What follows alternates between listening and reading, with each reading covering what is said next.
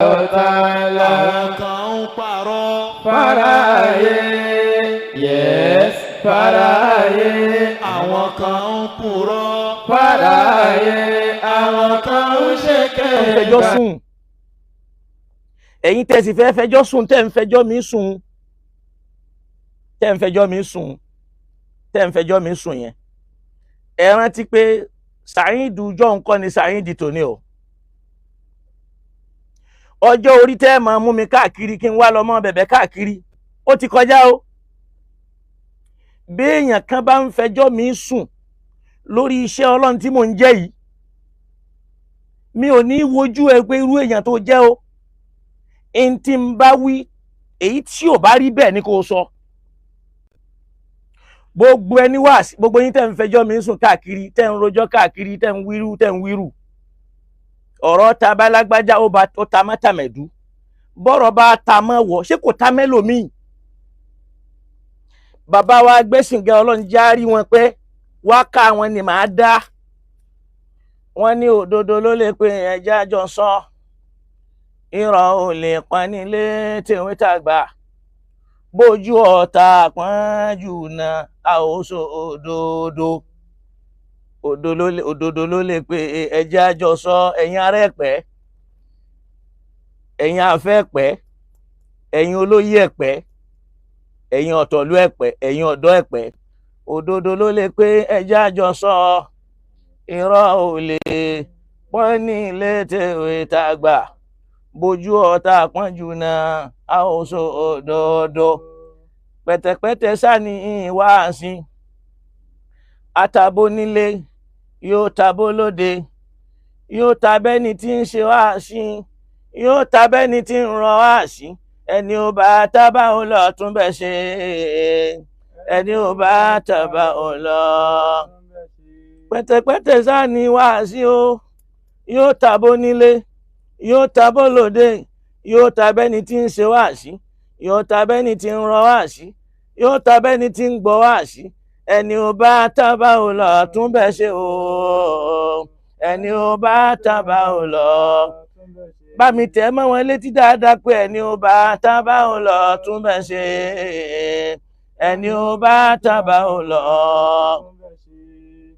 èèyàn kì í máa retí wípé ń báyìí ló ní wàásí gbọ́dọ̀ wí bọ́lọ̀ ń bá gbé wá lára àwọn ibi tí wọ́n tiẹ̀ ti lọ sọ̀rọ̀ mi ẹnìkan tó tún mẹ̀mí rí wọ́n mẹ̀mí lógún ọdún ó lé 30 ọdún pé bí mo ti máa ń ṣe wàásí mi rè o kò wá tẹ́ wọn lọ́rùn nísìnyí wọ́n ní blọ́gà ni ìwọ pè mí blọ́gà tó o sì mẹ̀mí síran wà jaratan wà anna lastu bidhalika pé mi ò rí bẹ́ẹ̀ ẹnu tó fi sọ́hun Allahu yas'aluka fi dunya wal akhirah in kana ma qulta aqqa tó bá yẹ pé bó ti wí ní náà lórí yas'aluka rabbi wa sayujisika ọba mi ò bi ọ́ léèrè yóò san ọ́ lẹ́san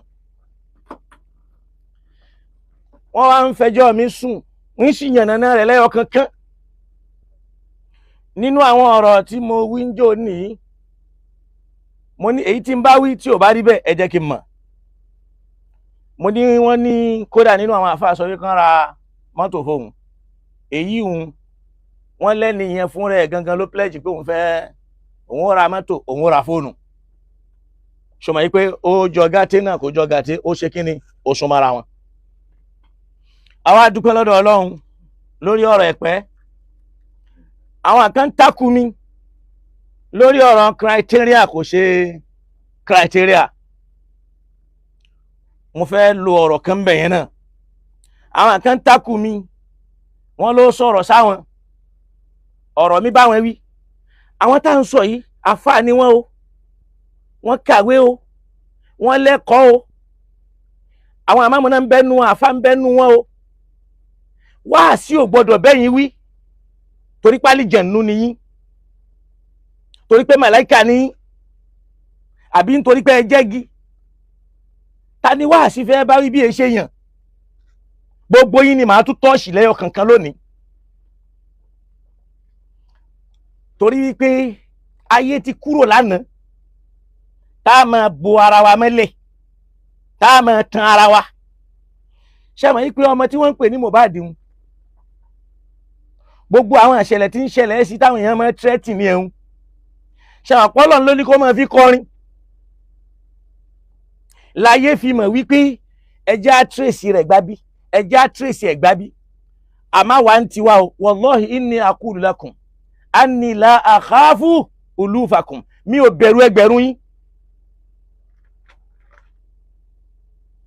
torí pé mo ti kánú al-Qur'an wípé alladhina yuballaghuna risalatillah àwọn tí wọ́n bá fẹ́ jíṣẹ́ ọlọ́run tàbí àwọn tí wọ́n ń jíṣẹ́ ọlọ́run yakhshawnahu ọlọ́run nìkan máa páyà wala yakhshawna ahadan illa Allah wọn gbọ́dọ̀ páyà ẹnìkankan yàtọ̀ sọ́lọ́run lórí iṣẹ́ tí wọ́n fẹ́ jẹ́ wa kafa billahi asiba torí pé ọlọ́run ti tó lẹ́ni tí ó ṣọ́ wọn.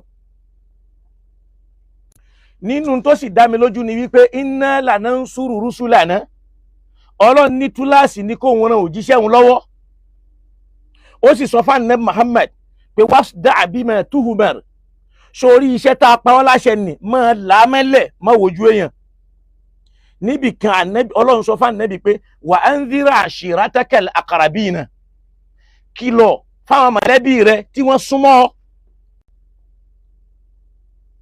ẹ mọ̀ pé bí mo ti ń ṣe wáàsí mi látàná wá rèé ẹ rántí ìgbà táfà àkọ́dọ́ kú wáàsí tí mo ṣe tó lámì láká táwọn èèyàn fẹ́ lè lé àwọn èèyàn lóko nítorí wáàsí yẹn kẹ́nìkan ẹ̀ṣọ́ a máa sọ ń sìn gbá blọ́gà àwọn ń fún lówó ta ní ń bùn mí lówó ẹ mọ̀ tó ń pè ní blọ́gà ni àwọn tí wọ́n mọ blọ́gì ayé èèyàn tí wọ́n gbé fọ́tò ẹ̀ tí wọ́n yà kàyákẹ́ mò ń sọ̀rọ̀ alukur'ani fún yín mò ń sọ̀rọ̀ Ànábì Muhammad fún yín ọlọ́run àtànábì òjò yín lójú ẹ̀sìn rojọ́ mi káàkiri ẹ̀ wá ń fẹjọ́ mi sùn Sàídù jọ̀hún kọ́ ni Sàídì tòní o gbogbo yín tẹ́ ń fẹjọ́ mi sùn ẹ ṣọ́ra yín o tó bá yẹ pé lórí iṣẹ́ ọlọ́run ẹ ṣọ́ra yín o ẹ̀yin náà lọ́mọ o ẹ ṣọ́ra yín ẹ fi mí lọ́rùn lẹ̀ o ẹ sì lóore tẹ́ ẹ fẹ́ ṣe nú ayé mi tẹ́rù yín ó mọ fi bà mí nbí ayé mi ti bẹ̀rẹ̀ tó dé ipa wọlé kó mbẹ̀ mi ò dárúkọ yín ẹ wá ń lọ ń rojọ́ ẹ ṣẹ̀ṣẹ̀ bẹ̀rẹ̀ nam lillahi alham àwọn threatening tó ń wá mo fẹ́ àdírẹ́sì ẹlẹ́yọ kankan wọ́n ní mo sọ̀rọ̀ criteria mo ti dúpẹ́ lọ́dọ̀ bàbá wa kan wọ́n pè mí lánàá a tún sọ̀rọ̀ dáadáa lẹ́ni Ọlọ́run bá mi ṣe dáadáa fún wọn gbọ́ mi yé mo ní tá a bá ń sọ̀rọ̀ criteria tá ń pè ní shurutul imama wọn kì í lò lẹ́pẹ́ àbòsí wọ́n tún ní mo sọ wípé àwa àfẹ́ ẹ̀pẹ́ àníṣẹ́ kan tá ń ṣe fún Islam àtàwọn àmọ́ọ̀mù bẹ̀ kọjá kálọ̀ọ́dẹ òkú kálọ̀ọ́dẹ súná ṣé rọ́ ni ẹ sọ ṣẹ́tẹ́ bá ń ṣe iṣẹ́ táwọn àfẹ́ ẹ̀pẹ́ ń ṣe fún Islam tó yàtọ̀ sí kálọ́mọ́ kírun sókù lára pàápàá àwọn ìmáàmù tún máa ń já sókù ṣé rọ́ ni àwọn ìmáàmù máa ń já sókù lẹ́pẹ́ pé òkú wa ni kì í sókù yín ẹ já sókù ni ṣáwọn àfẹ́ yẹn já sókù lẹ́pẹ́ pé àwa la lòkú kì í sókù yín àwa la sì ń jẹjọ èkó èkó ni èkú ìjẹ̀bú ni ṣé ẹ já sí ni. in kadhabtu fima qultu tí n bá parọ́ lórí tí mo sọ ẹ já mi ṣé yẹn ni mo wá sọ tí mo fi ṣẹ̀yìn ṣé rọ́ mo pa ni ìwúlò wo làwọn afẹ́ pé ń ṣe fún Islam lẹ́pẹ́ tá a bá ń ṣiṣẹ́ fún Islam ṣé bó ti yẹ kí Islam wà lẹ́pẹ́ rè tínú wa ń bí yín pé mo sọ a sì ti mọ àfẹ́ pẹ́tẹ́lẹ̀ bẹ́ẹ̀ bá ṣe wá sí àwọn ní olùmọ báwọn èèyàn ń lé tí wọ́n mọ bá wá sí yẹn jẹ́ wá sí ò gbọ́dọ̀ bá ṣe wá sí ò gbọ́dọ̀ bá ìmáàmù wí kò gbọ́dọ̀ bá fà wí kò gbọ́dọ̀ bólóyè wí kò gbọ́dọ̀ bọ́ bá wí bọ́lá ti rí Islam ti yín Al-Qur'ani gan bá Muhammad wí abasa wa tawalla man antum ya kharab baytakum tani ẹ ṣọ́ra yín o ṣọ́ra yín o ọ̀rọ̀ Ọlọ́run ni mo ń sọ Ọlọ́run ló rán mi o ẹ̀yin náà sì mọ̀ o ṣé n tí mo sọ ò rí bẹ́ẹ̀ ni àní àfẹ́ ẹ̀pẹ́sẹ́ ẹ sọ wúlò tá à ń ṣe fún Islam tẹ́ ń ṣe fún Islam ńlẹ̀ yìí gbogbo yìí táwọn bàbá ànára lẹ̀ tẹ́ ń jẹ èwo lẹ fi kún bẹ̀ ṣe bẹ́ẹ̀ bàjẹ́ ni ṣé kí ṣókù kọ́lẹ̀ mọ́ kírun sí lára kiri ṣé pati olókù kọ́lẹ̀ mọ́ lọ ni ṣé pati kọ́là lọ ni àwọn àfa méjì kan ló lẹ̀ yìí rí Ọlọ́run bá mi ṣàlékún dáadáa fún wọn wọ́n sì jó lóòótọ́ àfa tá àti gan ni irú wọn mọ́ bàbá wa Fadilatu Sheikh Abdul-Latif Amuni tagamadahu Allahu bi rahmatihi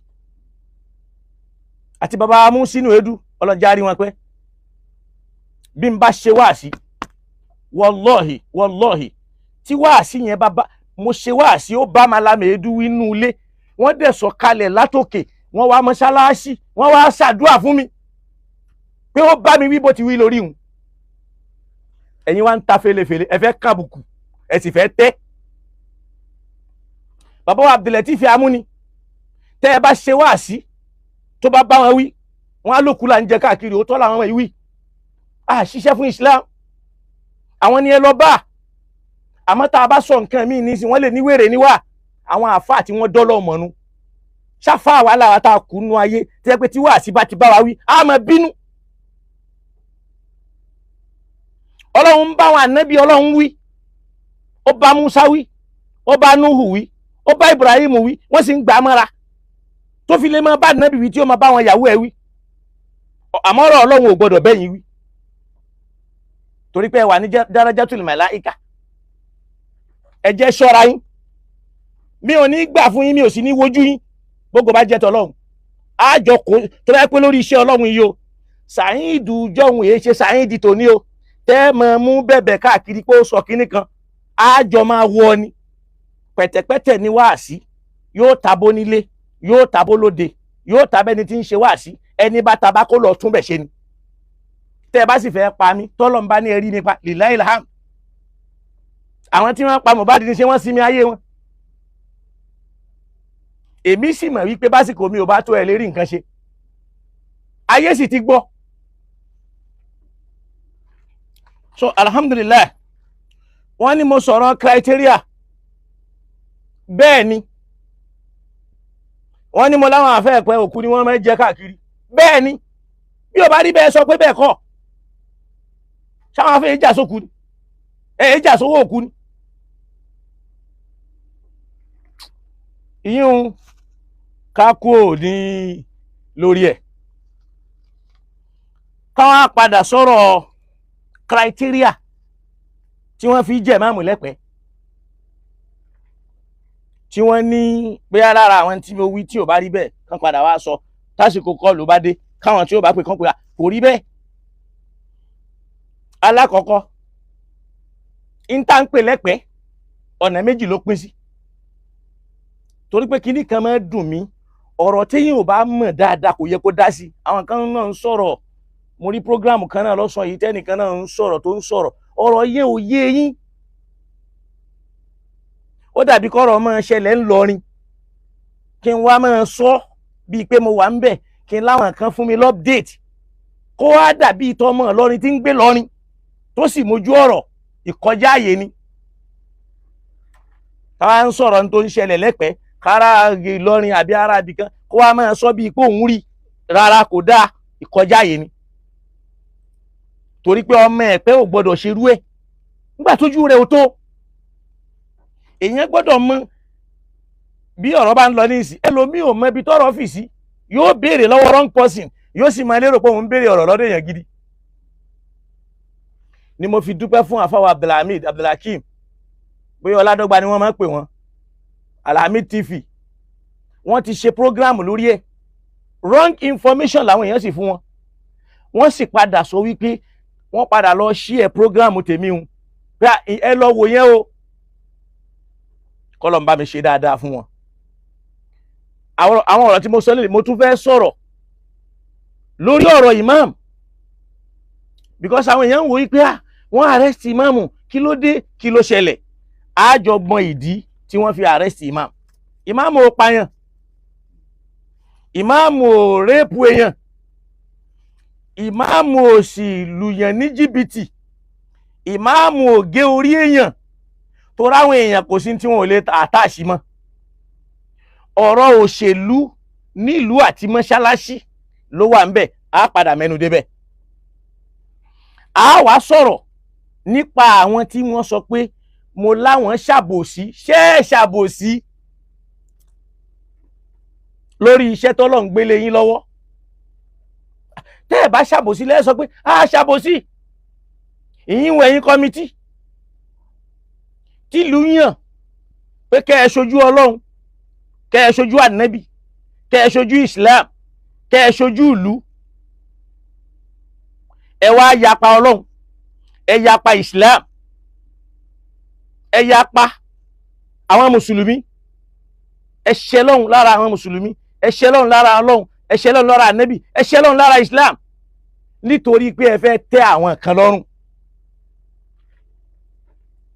Tẹ́ ẹ bá ṣàbòsí, ẹ lẹ́ ṣàbòsí. Ṣèbọ́ Ọlọ́run ó bí yín. Ṣé yín mo fi sọ̀rọ̀ báyìí? Adhalamtum amma adhalamtum. Ṣé ẹ ṣàbòsí àbẹ́ ẹ̀ ṣe? Kí náà ń pè lábòsí? Wada'u shay'in fi ghayri mawdi'ihi. Kéèyàn gbé nǹkan síbi tí ò tọ́ sí. Hadha huwa dhulmu. Tí gbogbo wa jọ mọ̀. Fi ta'rif, in definition.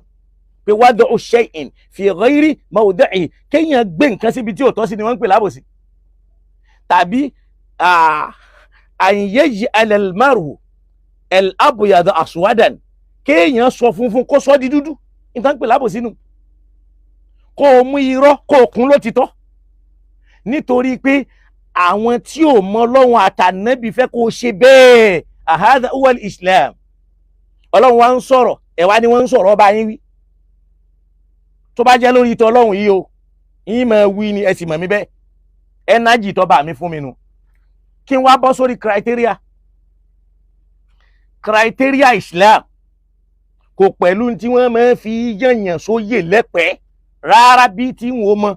Ẹ̀yin tẹ́ ẹ pè mí tẹ́ ẹ kí mi, Ọlọ́run ó bá mi kí yín. Ẹ̀yin tẹ́ ẹ sì ń takò mí, Ọlọ́run ó bá mi kí ẹ̀yin náà. Ẹ̀yin méjì lọ́lọ́run ó kí. Torí ẹ̀yin méjì náà lẹ́jọ́ lẹ́san. Àtẹ̀ntí ń sọ pé ó sọ́ọ̀rẹ́, àtẹ̀ntí ń sọ pé kò sọ́ọ̀rẹ́. Mi ò sọ nítorí ẹnìkan o. Kódà bẹ́yàn bá sọ nǹkan fún mi tí ò rí bẹ́ẹ̀, tí mo mọ̀ pé kò dájú pé kò rí bẹ́ẹ̀, mi ò ní gbà má kàn gbọ́ ni. Mo mọ àwọn nǹkan táwọn èèyàn sọ fún mi tí wọ́n pé eléyìí ò rí bẹ́ẹ̀ tí mi ò ní dé bẹ́ẹ̀. Torí pé àwa náà ò kéré nínú ilẹ̀ yìí tá a máa ti ń ṣẹlẹ̀. Tá a bá ń sọ̀rọ̀ ṣurutul imama, ẹ̀pẹ́ pín sí méjì. Ìjẹ̀bú ẹ̀pẹ́ ń bẹ.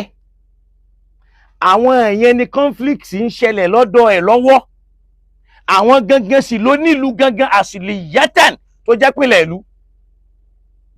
Èkó ẹ̀pẹ́ ń bẹ. Èkó ẹ̀pẹ́ yìí mọ̀hájírù làwọn. Àwọn tí wọ́n tẹ̀lé Kòsọ́kọ́ wá nígbà tí Kòsọ́kọ́ níṣòro lẹ́kọ̀ọ́ tó sáwẹ́pẹ́. Àwọn ń jẹ́ al-mahajir táwọn Ìjẹ̀bú ń jẹ́ onílùú, táwọn ń jẹ́ àlejò táwọn náà do nílùú tí Kòsọ́kọ́ lò ọdún 11 tó sì sọ pé òun padà lọ.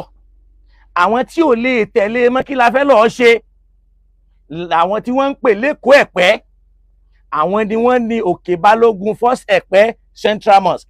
Àwọn kọ́ ni wọ́n ń jà lọ́wọ́. Torí pé ẹlòmíì ń sọ̀rọ̀ pé ọ̀rọ̀ ìmáàmù ẹ̀pẹ́ kò yí ẹlòmíì. Central Mosque Ìta Òpó, Central Mosque ìlú ni. Central Mosque Òkè Balógun, Central Mosque ìlú ni. Àmọ́ àwọn tí wọ́n ní ìlú gangan, àwọn tí wọ́n ń jà lọ́wọ́ yìí ni. Àmọ́ àwọn méjèèjì náà lọ́jọ́ ṣe kí ni o, lọ́jọ́ ń onílùú. Torí pé ńgbà tí àlejò bá ti pẹ́, yóò ṣe kí ni, ó ti donílé. Ìyún balance rẹ̀. Mọ́ṣáláṣí tí wọ́n wá ń pè ní First Ẹ̀pẹ́ Central Mosque, àwọn méjèèjì ni wọ́n jọ kọ́. Àbòsí náà ló yà wọ́n. Látara pé a tẹ̀lé Islam, a sì tẹ̀lé ànábì, a tẹ̀lé súnnà. Torí pé àwọn tí wọ́n jó nílùú yìí, tí wọ́n gbà wọ́n ti bẹ̀ ní lálejò, wọ́n rí pé nínú àwọn àfáà wà nínú wọn. àwọn tí wọ́n sì kọ́kọ́ jẹ ìmáàmù ń bẹ̀ haúsá ni wọ́n. Malam Audu ò gbọ́ Malam Audu Abdullahi Audu tọ́mọ rẹ̀ jẹ́ Usman tóun jẹ́ alága tafsir. Ibi àbòsí ti wá wájọ́ náà ni wípé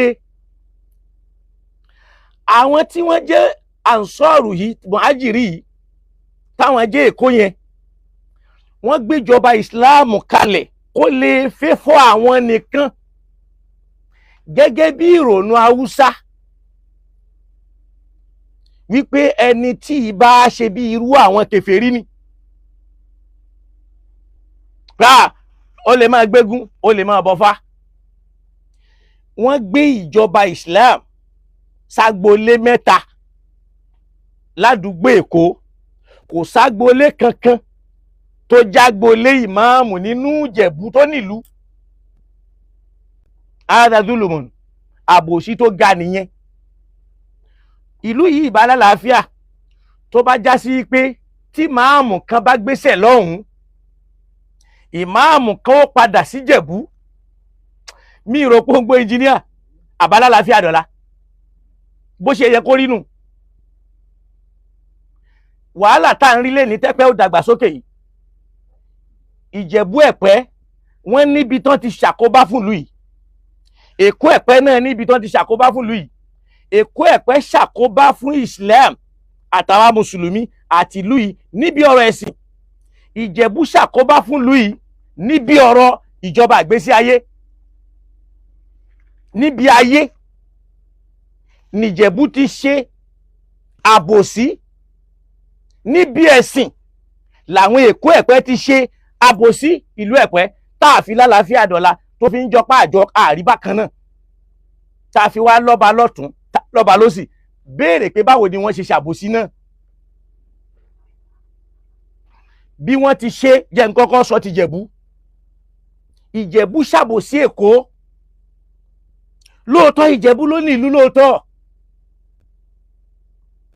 gẹ́gẹ́ bí n tájọ mọ̀ tẹ́nìkan ò lè yẹ. Ó wá ń di pé Ìjẹ̀bú ń jẹ bálẹ̀, Èkó Ẹ̀pẹ́ náà ń jẹ bálẹ̀. Torí àwọn Ìjẹ̀bú àwọn máa ń wà ní refinery area, wọ́n lọ ń dáko, wọ́n lọ dẹ́gẹ̀ẹ́, tó bá dọdún ni wọ́n wálé láti wá aṣọdún. Àwọn Èkó Ẹ̀pẹ́ jẹ́ ọlọ́làjú, wọ́n ní ọ̀làjú ìwé, Èkó ni wọ́n ti ń bọ̀, wọ́n ní ọ̀làjú ju Ìjẹ̀bú lọ, wọ́n sì ti kàwé. Àwọn Èkó Ẹ̀pẹ́ yìí ti ń jẹ bálẹ̀, wọ́n ti jẹ bálẹ̀ bíi 11 nígbà tí Ìjẹ̀bú jẹ bálẹ̀ 3 torí pé Ìjẹ̀bú fìlú lẹ̀ fún wọn. Ìlú wa àwọn náà bẹ̀rẹ̀ sí ní jẹ bálẹ̀ pé 11 lọ́dọ̀ tiwọn, bálẹ̀ di 3 lọ́dọ̀ Ìjẹ̀bú. Àwọn méjèèjì wá foríkorí pé in tó ṣẹlẹ̀ ni pé bálẹ̀ méjì ló wà. Èkó Ẹ̀pẹ́ ní bálẹ̀, Ìjẹ̀bú Ẹ̀pẹ́ ní bálẹ̀. Tí bálẹ̀ kan bá ti kú, èyí tó bá wà láàyè ẹjẹ́ á fi jọba, káwa máa rotate ọba láàrin Ìjẹ̀bú àti Èkó. Nígbà Ọlọ́run fẹ́ parí iṣẹ́, baálẹ̀ Èkó yẹn lọ́lọ́run ní kó kọ́kọ́ jáde láyé.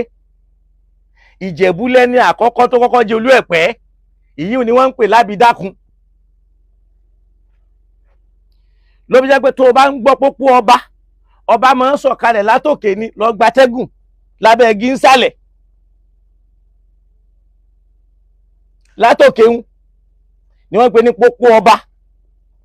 Àbídákun yẹn jẹ́ Olú Ẹ̀pẹ́. Àwọn Èkó Ẹ̀pẹ́ náà sì fara mọ́, wọ́n jẹ ọba ẹyọ kan. Nígbà ọba yẹn wá kú, kí àwọn Èkó wá mú ọba lẹ̀, nìjẹ̀bú wá fárígá pé nílùú àwọn ànígbà tó bá jólú Ẹ̀pẹ́ yẹn àwọn ò jẹ mọ́, àwọn ọmọ jọ lọ́jà. Wọ́n wá bẹ̀rẹ̀ ogun láàrin wọn. Èkó ò ní jólú Ẹ̀pẹ́, Èkó ò ní jọba, Èkó ò ní jọba, tí kádàrá Ọlọ́run fi dé tán fi jẹ. Ṣé ẹ mọ̀ pé lápá abẹ̀hún àdéhùn ní lọ́dọ̀ Ọlọ́run. Awfu bi ahadillah. Ọlọ́run ló sọ bẹ́ẹ̀, innal ladhina yubayi'unaka níjọ́ tẹ́ ẹ bá dijọ́ ṣàdéhùn tẹ́ ẹ sílẹ̀ àdéhùn innama yubayi'una Allah ọlọ́run ọba lẹ̀ ń bá ṣàdéhùn yadullahi fawqa aydihim àdéhùn tẹ́ ẹ jọ ṣe ń jọ ní àṣẹ ọlọ́run ti wà lórí ẹ̀ faman nakatha fa innama yankuthu ala nafsi àwọn tí wọ́n yapa àdéhùn yẹn wọ́n jàǹbá ara wọn ni wọ́n rojú ẹ̀ lọ́dọ̀ ọlọ́run ibi tílu yìí ò ti lálàáfíà nìyẹn kẹ́lẹ́ mọ́rú òṣèlú tí wọ́n ń bá bọ̀ Ìjẹ̀bú fárígágbá nílùú àwọn ṣe mọ̀ pé níbi ètò ìjọba tá ń darú ta ló ṣàbòsí Ìjẹ̀bú níbi ètò ẹ̀sìn tó jẹ́ tọ̀run Èkó Ẹ̀pẹ́ ló bá jẹ́ ọ̀nà tí wọ́n fi gbà bàjẹ́ rèé torí pé wọ́n ṣe déédéé tọ́lọ́run sọ fún wa pé ìdílù huwa akrabu littaqwa ẹ ṣe déédéé ni ó jẹ́ ká mọ̀ pé níbẹ̀rù Ọlọ́run kẹ́lẹ́ mọ ibi tí nǹkan ti ń bàjẹ́ bọ̀ wá àwọn tí wọ́n jó nílùú pẹ̀lẹ́yìn tẹ́ ẹ wá bá wọn ẹ wá jọ kọ́ mọ́ṣáláṣí kódà àwọn Ìjẹ̀bú ló tún múlẹ̀ lẹ̀ ẹ wá jọ kọ́ mọ́ṣáláṣí nì kódà bí n tí wọ́n ń sọ Ìjẹ̀bú gbà pé contribution àwọn ló pọ̀ jù ẹ wá gbé tó oyè kalẹ̀ ẹ wá pín sáàrin Èkó nìkan kò ní kàn Jẹ̀bú yóò máa já sí pé ìmáàmù Ẹ̀pẹ́ látèkó náà ìbí Ẹ̀pẹ́ látèkó ẹ̀kẹta Ẹ̀pẹ́ látèkó wọn á wá fún Ìjẹ̀bú lẹ́kẹrin bí mọ́mọ́ bá ti wá ń kú ẹ̀kẹrin yẹn ò ní sún yóò kàn wá ń bẹ̀ permanent gẹ́gẹ́ bí ọmọ onílẹ̀ azazulumun báwọn tí bẹ̀rẹ̀ náà ṣe ṣàbòsí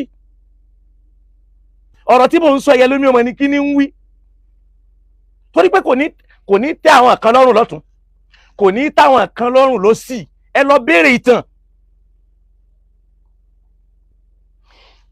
Ìjẹ̀bú yapa àdéhùn àbòsí ní lọ́dọ̀ Ọlọ́run Èkó Ẹ̀pẹ́ ló bẹ̀ sí jẹ́ Ìjẹ̀bú ló bètò gbésí ayé jẹ́ lẹ́pẹ́ tá a fi lálàáfíà kẹ́nìkan wá máa ròyìn ara ẹ̀ pé we are decent we are different no different between you kò sí yàtọ̀ bó ṣe wà ní líkì ló wà ní gbàǹjà ẹni ó fayé jàǹbá àtẹni ó fẹ̀sìn jàǹbá táǹtí ẹ burú jù níwájú Ọlọ́run wọ́n wá gbé tó ìmáàmù kalẹ̀ ó wá fẹ́ fún àwọn nìkan ìmáàmù Èkó náà ìbí Èkó ẹ̀kẹta Èkó Ìjẹ̀bú ó wá jẹ ẹ̀kẹrin kò ní í sún kò ní dẹ̀kẹta kò ní di náà ìbí kò ní di ìmáàmù nínú ìlú bàbá wọn lórílẹ̀ wọn táwọn èèyàn ti wá bá wọn lálejò ẹ mọ̀ pé wọ́n ní amúkun ọ̀rẹ́rẹ́ wọ́ olókè lẹ́ ń wo ẹ wò sálẹ̀ ibi ọ̀rọ̀ Ẹ̀pẹ́ ti kọ́kọ́ wọ́nu torí wọ́n tó òye tó fẹ́ máa sọ̀rọ̀ níta tó rò pé ń sọ̀rọ̀ èyí tá à ń sọ yìí gbogbo àwọn míì wọn mọ kódà ẹni tó ẹ̀mí ò mọ tó dágbàlagbà ibi ọ̀rọ̀ Ẹ̀pẹ́ ti wọ́nu supremacy Èkó fẹ́ máa prúfù supremacy Ìjẹ̀bú fẹ́ máa prúfù supremacy ṣebí tẹ́lẹ̀tẹ́lẹ̀ Ẹ̀pẹ́ Central Mosque Òkè Balógun Ìjẹ̀bú Central Mosque Ìta Òpó supremacy ló bí first Ẹ̀pẹ́ Central Mosque lórí ọ̀rọ̀ president general no president general lórí ọ̀rọ̀ League of Imam ló change orúkọ mọ́ṣáláṣí di first Ẹ̀pẹ́ Central Mosque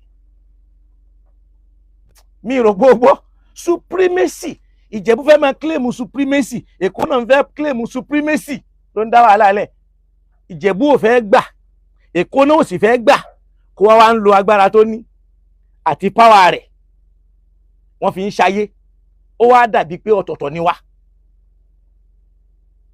àwọn Ìjẹ̀bú kí ló gbé wọn tí wọ́n fi Òkè Balógun ọ̀hún lẹ̀ torí pé wọ́n rí sí ìyà àti ìṣẹ́ àti ìfojú ẹni gbolẹ̀ kí ni ká ti gbọ́ èyí tá ń sọ yìí táwa generation yìí náà bá fẹ́ sọ dáadáa àbòsí ní gbogbo ẹ̀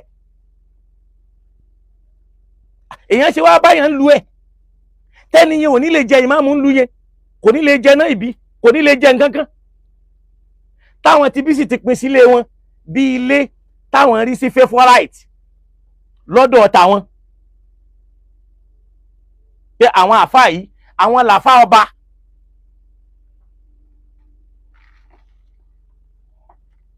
ibi ọ̀rọ̀ ti wọ́ wánu àwọn Ìjẹ̀bú yẹn wá ń bẹ ń bẹ gẹ́gẹ́ bí onílùú wọn tún lọ kí wá ló dá wàhálà lẹ̀ wọ́n wá fẹ́ ṣe nǹkan wọ́n fún wọn ní màálù. Ìjẹ̀bú is a community that has two parts in the town, Aleke, Ebode, tán ládùúgbò mẹ́rin ká má tí ì sọ extension, and they are the most populous people. Ìjẹ̀bú dẹ̀ máa ń dá owó wọ́n sì máa ń pọ́n àfáà lé púpọ̀ káyé tó bàjẹ́ nísìn. Wọ́n wá fún wọn ní màálù, wọ́n wá pa màálù tán, àwọn Èkó Ẹ̀pẹ́ wá gbé ìtàn ẹyọ ọ̀kan fún odidi community kan tó sì jó nílùú. Ìjọ yẹn nínú bí àwọn bàbá yẹn pé lè di máàmù ẹ tún rẹ omi ìgbé ẹ̀yin ìfẹ́ máa rẹ wá jẹ ni. Ṣàwọn pé níjọ yẹn àwọn èèyàn ń fẹ̀ sí kóyàn lẹ́rú ni, kódà tó bá fẹ́ kọ́yàn ní kéwú wọn ò fi kéwú kó ẹ lẹ́rú. O ò ní lè kílèmù ràn rẹ lọmọ kéwú ọmọ ẹ̀dá wákà, bàbá wa ló ní wa àtàpá torí, àfa wa ló ní wa ti fún tẹ́dọ̀, àfa wa ló ní wa tẹ́bi ti ràn wá. Ó mọ̀ sí wọn, ẹbí ẹ ó mọ̀ sí wọn, o ò ní freedom. Ìyíhun náà ni ọ̀tá tí Sheikh Adama gbà lọ́dọ̀ àwọn àfa àtàn báláyé pé ìwọ kàn sọ kéwú dọ̀fẹ́ ó kọ́ wọn ní kán máa lọ́kọ́ lọ́mọ lò ó kó wọn lẹ́rú. Gbogbo ọmọ ẹ̀mí tó kú lọ́dọ̀ wa ló dàfà, wọ́n ń ṣépè fẹ́ni tó bá lọ mọ́ríkàsì ńgbà náà ni, tí wọ́n máa dá wákà pé kéwú ń bẹ lọ́fà máa bọ̀ máa wulẹ̀ lọ mọ́ríkàsì lọ kéwú. Lára àbùkù tí wọ́n máa tá ń gbà náà sí mọ́ríkàsì ni pé kéwú àwọn bàbá ni kéwú gidi tí wá yàtọ̀ sí tó nígbàrà gbùrù, kéwú náà wù yí àkédà àmú ẹnu. Òun náà làwọn náà wá ń dààmú ẹnu lónìí sí. Kéwú wọ́n ní kéwú àwọn bàbá pé kéwú Sheikh Adama ṣe kéwú gidi, ní tí wọ́n ń sọ ńjọ́ náà nu. Nígbà ó yá kéwú gidi yẹn wọ́n ń ṣépè fẹ́ni tó bá lọ ké nínú ọmọ kéwú, wọ́n ń yọ̀rẹ̀ fáwọn ọmọ tí wọ́n sì ní kọ̀rọ̀ nítorí káwọn ọmọ tí wọ́n ní kọ́ máa lọ ké kó lè dẹrù àwọn ọmọ tí wọ́n. Wọ́n ní kéwú àwọn bàbá ní kéwú gidi tí wá yàtọ̀ sí tó nígbàrà gbùrù, kéwú náà wù yí àkédà àmú ẹnu. Can you imagine? Náà wù yẹn ni gbogbo wọn wá ń rán mọ́ lónìí ni wọ́n ń sọ Lárúbáwá lóde.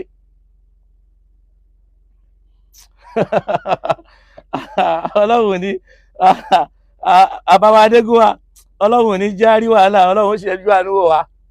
So ibi tí àwọn Ìjẹ̀bú bínú ló bí káwọn náà ya ni wọ́n fi lọ dá ìta opó Central Mosque tí wọ́n lẹ̀, làwọn náà fi bẹ̀rẹ̀ sí ní jẹ ìmáàmù, làwọn náà ń joyè. In tó bí Central Mosque méjì lẹ́pẹ́nu fún wọ́n tó bá mọ̀, in tó bí ọba méjì lẹ́pẹ́nu fún wọ́n tó bá mọ̀, ní community ṣe ń jẹ́ méjì. Àwọn tìta opó tó ń jà yìí gangan ni wọ́n ní ìlú. Àwọn tọ̀hún tó ń jẹ́ Èkó Ẹ̀pẹ́ ìtàn tí ò bò ní àlejò ni wọ́n tí wọ́n wá tí Jẹ̀bú sì gbà wọ́n láàyè. Kò sọ́kọ́ tó sì wá ọdún 11 ló lò ó sì padà lọ. Àwọn tó kù tí wọ́n jáṣẹ́ kù bọ̀ là ń pè ní Èkó Ẹ̀pẹ́. Ó rí i pé Ìpọ̀ṣù ń bẹ ń bẹ, ó borúkọ Ìpọ̀ṣù lẹ́kọ̀ọ́ lọ́hùn, ó bá Onígà, mi rò pé ó gbọ́, ó bó Onígà, ó tún bá orúkọ mi tí ó máa pé Èkó yẹn lẹ́mọ lókèétì ẹ̀ mọ́, eléyìí ń ṣọpọ́rọ́ àbùkù. So àlejò wa ń fìyà jẹ onílé ló bí kóníkálùkù lọ pé àwa náà ó lọ dá tiwa lẹ̀, ẹ máa ṣe tí ká máa ṣe tiwa. So in tó bí Central Mosque méjì nu. Nígbà kan sì rèé President General yìí Èkó Ẹ̀pẹ́ ti lórí kó tó bọ́ sọ́dọ̀ Ìjẹ̀bú, kó tó tún wá padà sọ́dọ̀ àfáà dáadáa Fadilatu Sheikh Sa'adala Abdulrahman Abiola lọ́wọ́ kọ́lọ̀ ń sì jò ó lópẹ́. Ìyẹn lẹ ṣe rí ìjà tó wà lórí ẹ̀, ìjà supremacy àní gbà fún Sa'adala láti tẹ̀lé ẹ gbọ́, torí pé báyìí supremacy yẹn náà ló dé bẹ́ẹ̀ fẹ́yìn tí ò yé. Torí pé níjọ́ míì ẹlòmíì máa lérò yìí pé sífì ìmáàmù ẹyọ kan ló wà lẹ́pẹ́. Ìlú làwọn méjèèjì tí wọ́n sì lọ́ba tí wọ́n sì níjòyè. Ìyẹn jẹ́ ẹ̀ka kan. ẹja wa padà sí criteria tí wọ́n fi ń yan imam. Apá kan nínú àwọn méjèèjì òun ń lo agboolé, apá kan nínú àwọn méjèèjì ńgbò òun dé òun wo ohun tó ṣẹlẹ̀ lọ́hùn pé àwọn ò ní lo agboolé kó mọ́ dìjà, wọ́n wá pín sádùúgbò 8 ni wọ́n máa fi yan oyè wọn. Nínú àlekè wọ́n ládùúgbò 4, nínú ẹ̀bọ̀dè wọ́n ní àdúgbò 4, ó ń ṣàdúgbò 8. Lọ́dọ̀ àwọn tọ̀hún náà àwọn ládùúgbò 6, àmọ́ agboolé àwọn ẹbí kan ló ń joyè ń bẹ̀. Àwọn agboolé kan fọ́ọ̀lù sókè balógun lágbàdè, agboolé ìmáàmù nu. Èyí ń jẹ́ agboolé áúdù ta ní òun jẹ́ haúsá ń pìnlẹ̀. Lọ́yẹ́ pé tí wọ́n bá fẹ́ ṣe kútúbà dọ̀la ó gbọ́ bìnní ní gáfárà aláwùmùhín gẹ́gẹ́ bí èdè táwọn ń lò ń jọ yẹn, haúsá ni wọ́n fi ń ṣe. Agboolé ìmáàmù fọ́ọ̀lù sí òkè balógun ìsàlẹ̀ àgòrò, agboolé náà ìbí fọ́ọ̀lù sí òkè pọ̀ṣú lágbàdè, agboolé ìmáàmù fọ́ọ̀lù sí báàdó òkè àti báàdó ìsàlẹ̀. Agboolé astafula agboolé náà ìbí fọ́ọ̀lù sí òkè pọ̀ṣú lágbàdè, agboolé ẹ̀kẹta fọ́ọ̀lù sí báàdó òkè àti báàdó ìsàlẹ̀ tí wọ́n ń pè ní bàdó. Nígbà táwọn Ìjẹ̀bú fẹ́ ṣe tí wọ́n rí pé kó má lọ dá wàhálà lẹ̀, wọ́n wá ní pé tó àwọn ọmọ rotate ẹ̀ ládùúgbò sádùúgbò, ibi tí àdúgbò tó bá kàn wọ́n ò mú yàn wá, ẹni tán bá wá mú wá wọ́n wá mú wá ìlú ni ó ṣẹ̀ṣẹ̀ wá ṣe kíní wọ́n ò jọ fọwọ́ sí bí wọ́n ti yàn nù. Èyí tí mò ń sọ yìí tí ò bá wá rí bẹ́ẹ̀ ní kó o já mi kì í ṣe kájọ bínú. Ọ̀rọ̀ mọ́ lọ́dọ̀ Sheikh Adam ni tí wọ́n kọ sínú tírà pé wà man ya'in tarikha fi sadri, gbogbo ẹni tó bá ti lè mú ìtàn tó lè gbé sínú àyè ẹ̀ báyìí àdó àmẹ́rà ila umrihi, ó ti fi ọjọ́ orí kún ọjọ́ orí ẹ̀. À ń ṣiṣẹ́ ẹ̀sìn, afámẹ́lò ní ṣe wá sí lẹ́pẹ́ tá ń ṣe wá sí ni ṣèbí tá bá lọ kó mọ ni tá bá lọ òkú àwọn alóòkú là ń sin káàkiri ẹ̀ wá ń bínú kí wá lẹ́ ń sin bọ́lá tí ń ṣe dáwà ṣe ní dáwà kan. So criteria tí wọ́n ń lò nu, kódà ẹni yẹn mọ kéwú tó yẹ bá kan lé wọn, ó mọ kéwú kò mọ kéwú yóò joyè. Mi ò ní èyí tí mo wá fẹ́ wí ẹjẹ́ àjọ máa gbọ́ o. Àwọn kan tó ń sọ pé criteria kò ṣe criteria nílùú yìí àfa wọ́n ti fi ọ̀mùtí jẹ ìmáàmù gbogbo ìlú tí wọ́n sì sọ pé yóò padà máa kéwú. O gbọ́ mi ò ní sọ àdúgbò, o gbọ́ mi ò ní sọ àdúgbò. So wọ́n ní yóò padà máa kéwú tó sì já sí pé ẹni yẹn jẹ́ máàmù yẹn yóò tún mutí lágbo pátì tí wọ́n lọ́wọ́ wálé. Kéwú ọ̀hún ẹni yẹn orí ike ó sì jẹ ìmáàmù ńlẹ̀ yìí tó fi kú, kódà ń gbò dàgbà ó tún máa ń gbé ọtí sínú àgé lẹ́gbẹ̀ẹ́. Ṣé criteria tẹ́ ń sọnù? Alẹ́ ẹjẹ́ atún tó bàjẹ́ ṣe. Ẹlòmíì máa tún jẹ́ ìmáàmù lẹ́yìn ẹni yẹn náà tóun ò tiẹ̀ lè ké nǹkan kan nínú Al-Qur'ani rárá, kódà kò lè dára bànáké, kò bọ́n tí wọ́n fi ń kírun sókù lára tí gbogbo ayé náà sì bọ̀n. Ẹni yẹn náà jẹ́ ìmáàmù, kódà gbogbo ohun tó lè kà lórí mímbàrí kò sọmọ tí ò lè kà nínú ẹ̀pẹ́ yìí náà ni o. Ok, àwa ń sọ̀rọ̀ criteria wo lẹ ń lò? Àwọn kọ́ ni pé criteria agboolé failure ni nínú Islam, torí pé al-imamatu laysat bil-wiratha, ìmáàmù èé ṣe ń téèyàn ń jogún, innama iya bil-ikhtiyari, wọ́n máa píkì èèyàn ni, wọ́n ń ṣẹ̀ṣà èèyàn ni.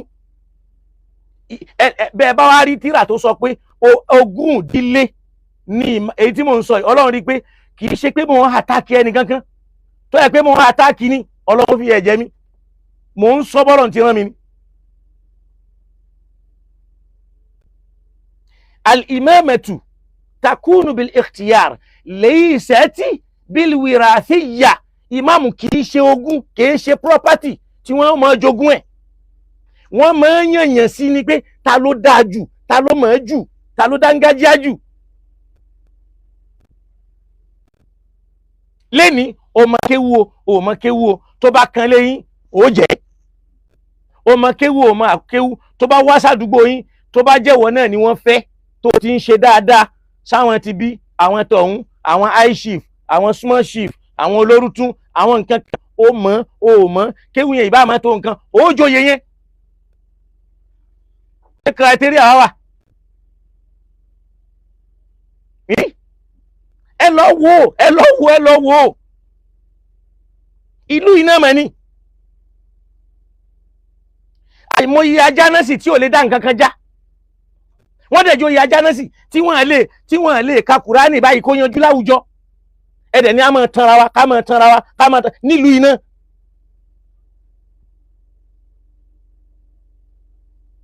Ṣé ẹ̀yin náà rí ni? Ṣé bẹ́yìn ń jáde lọ́ọ̀ta? Ṣé bí Ìlọrin ti rí nu? Iṣẹ́ táwọn bàbá yẹn ṣe lẹ̀ tó fi ń pe ẹ̀pẹ́ alálùkùránì ẹ sì ń bàjẹ́ ẹ̀ ń fọ́gi mọ́ ẹ̀ ń wógi mọ́. Tábà wá ń sọ̀rọ̀ ẹ̀ ni wọ́n bá yín wí, ẹ̀yin dẹ̀ ń lọ́lá, ẹ̀ dẹ̀ ń dípò, ẹ̀ dẹ̀ ń ga, ẹ̀ dẹ̀ ń ba ṣé àwọn àgbàlagbà àná jẹ́ nítorí ntẹ́yìn fẹ́ jẹ́ àti ntẹ́ fẹ́ jẹ́. Àwa ni ṣé mi ń bá yín jẹ́ ni? Ṣé mo ń bá yín jẹ́? Ẹ̀tọ́ wo lẹ̀ ń pín tó kàn èmi?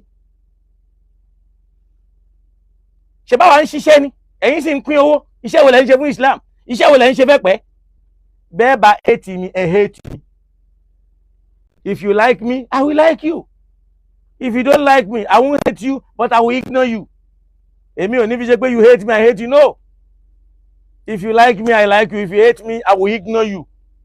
Àgùntàn jẹ́ lábẹ́ Gẹ̀ẹ́sì ni wọ́n máa wí. Tá a bá ń sọ̀rọ̀ criteria, ẹ̀pẹ́ aṣàbòsí Islam in general, in total.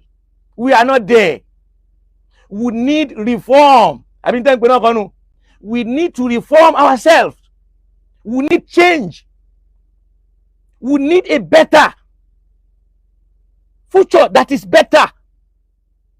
Àwọn ọmọ wa tó bá ti ṣe wàlímọ̀ tán wọn kéwú mọ́. Ewé àtegbò ni. Ṣáàmúyẹ àwọn àfáàlù tí tó yẹ pé wọ́n lè dáyà sí ka ni. Tẹ́mi bá kayà sí ìṣẹ̀rù ọlọ́wọ́ báyàn. Níbo ni pàrà òsì àtọ̀tún àtòsí ń bolà àti ní pàrà. Ẹ já sòótọ́ fúnra wa. Ẹ wá já dákun. Ẹ já àjọ gbèlú ìgà. Tá a bá gbèlú ìgà Islam la fẹ́ gbéga. Ẹ má jẹ́ ó máa bàjẹ́ lọ. Ẹ má jẹ́ ó jẹ́ kọ́rọ̀ Ànábì iṣẹ́ lára wa pé la ya'ti 'ala an-nasi zamanun illa wa ya'ti ba'dahu sharrun minhu. Ànábì ní ìgbà kan ò ní wá àfi kéyìí tí ó wà lẹ́yìn ẹ̀ kó tún burú ju ta kọ́kọ́ lọ. Àwa tá a wá wà lẹ́ni tá à ń pera wa ní League of Imam and Alphas, àtúnṣe tó yẹ ká ṣe rèé. Bí báwo lẹ̀pẹ́ ṣe fẹ́ rí lọ síwájú, iṣẹ́ táwọn àgbàlagbà yìí ṣe lẹ̀ táwa ń jẹ tá a fi níyì tán fi ń kí wa pé ẹ máa wọlẹ̀ ẹ máa rọra ẹ dákun èyí lẹ̀ yìí ṣe wọlé ṣe kún ṣé ẹ ṣe kún ṣé ẹ ṣe kún ṣèbágbádá àtàlùkì ń bà nìkan ni agbádá àtàlùkì ń bà nìkan lẹ́ẹ̀fi dáwọn ìmáàmù wa mọ̀ pé àwọn ní agbádá ńlá wọn sì lálùkì ń bà tó yáyì.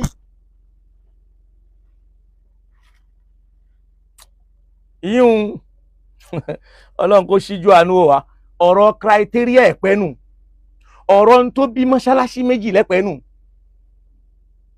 kìí ṣe pé nǹkan mi àbòsí ọ̀tún àbòsí òsì níbi ètò òlu níbi ètò ẹ̀sìn mọ̀ pé fídíò yóò bí àwọn èèyàn tó pọ̀ nú gan yóò bí wọn nú àwọn òsì ní kí ẹ̀kẹ́ ẹ má bínú torí pé mi ò ní èmi wá sọ bọ́rọ̀ ti rí ni mi ò wá sọ tí ó dùn mọ́ yín mo wá sọ tí ó tẹ́ Ọlọ́run lọ́rùn àtàwọn àgbàlagbà tí wọ́n ti lọ tílíkà ummetun àwọn bàbá tí wọ́n lo ayé làámọ́ kásábàtì èmi gbààwẹ̀ ọdún kan nítorí kílù ilé da káwọn àfáà lè níyì èmi ò ní jáde ńlé tí wọ́n fi mọ ẹ̀pẹ́ lálùkùránì pé gbogbo ohun tó bá fẹ́ dà láfà níbì kan láyé àfi kó o dẹ́fẹ̀ẹ́ kó o wá jẹ àlùbáríkà bẹ̀ tí Ṣéhù Mùzẹ́mílù fi sùn sẹ́pẹ́ ẹ wá sọ ẹ̀pẹ́ di bálabàla bẹ́ẹ̀ bá wá dé ta ẹ wo agbádá ẹ ṣe gẹ́gẹ́gẹ́ wọ́n mọ̀ kí yín gẹ́gẹ́ bí olóyè ńlá bí oníkan ńlá ilé ò sì dá ìjọba wa tẹ̀lé yín wálé ńkọ́ ẹ já tún lé ṣe ẹ̀gbọ́n tí wọ́n ní somebody tún lé ṣe somebody balẹ̀ jẹ́ èyí àwọn àgbàlagbà àtàná tí wọ́n bá jẹ́ tán ni kí làwa fẹ́ jẹ ìǹtẹ́ ń jẹ ìyàwó òkú bá yín jẹ́ ẹ wojọ́ táwa ti ń ṣiṣẹ́ bọ̀. gbogbo ẹ̀yin tẹ́ bá wa ṣí ètò yẹn ẹ ní pàdánù ọmọ láyé àti lọ́run ọlọ́run ó sì máa ṣí ẹ oore fún yín láwọn oore tó ní agbára tó já sí pé ẹ̀yin náà ó máa wò ó pé ṣé mi náà lọ́lọ́run ṣoore tó tó báyìí fún bí ó ti rí nù bí akil ayyil qayyum alladhi la ta'khusuhu sinatun wala nawm.